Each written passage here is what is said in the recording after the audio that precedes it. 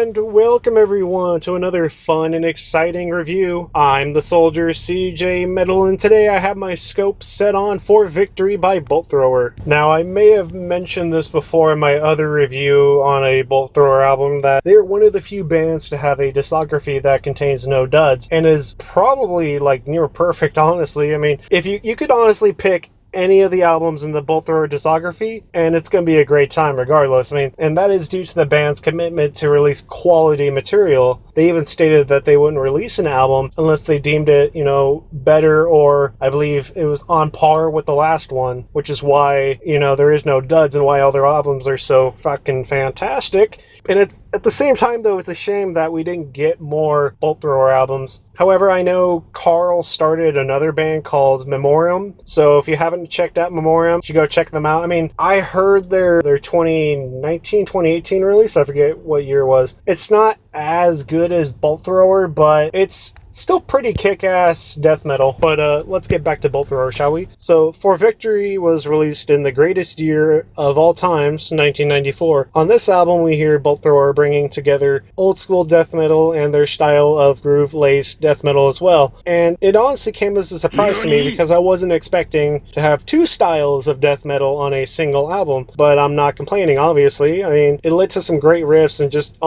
some great songs in general as well. As mentioned before, the riffs have groove and or death metal, and I just wanted to clarify that one song, actually all the songs, have both of those elements together. You're not just gonna get one song that's all groove laced or another one that's just all old school. I mean, all the songs are a combined form of it, and it's sometimes, as I mentioned, that does lead to good riffs, but also it's kind of weird to go from like straightforward like death metal to like this kind of grooviness. I'm not complaining about it, it's just something else I wanted to touch on.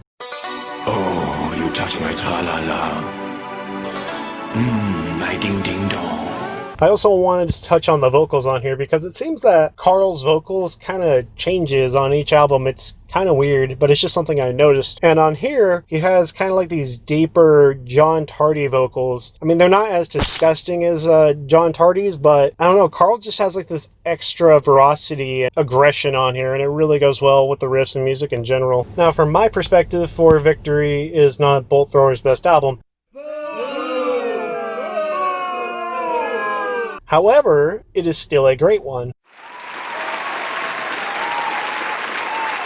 And I do appreciate the groove and old school mix on here, but I definitely found their last album, actually, For Those Once Loyal, to be better, and that one was all groove-laced death metal, so I guess I prefer their groove stuff over their old school death metal stuff. But like I said, there really isn't any bad Bolt Thrower albums. It just comes down to which one's better, and that's not a bad place to be. If fans are arguing about, like, out of your entire discography, which one's better, you've obviously done your job, like, correctly. Yeah, that's all I gotta say about that, I guess. And speaking about Bolt Thrower albums, I need to go back and re-listen to Realms of Chaos. It's been way too long. Anyways, that's all I got today for this review. Thank you all for watching. Please don't forget to like and subscribe, and make sure you tell a friend to do the same. I've heard there's vaccines are in the human trials. I'm not sure where. I just heard that on the news, so I'm hoping this COVID stuff will be gone within the next few months, because I was supposed to be on a road trip like next month. Obviously I can't now, so this COVID shit needs to like disappear. Yeah, anyways, I will see you all at the next review.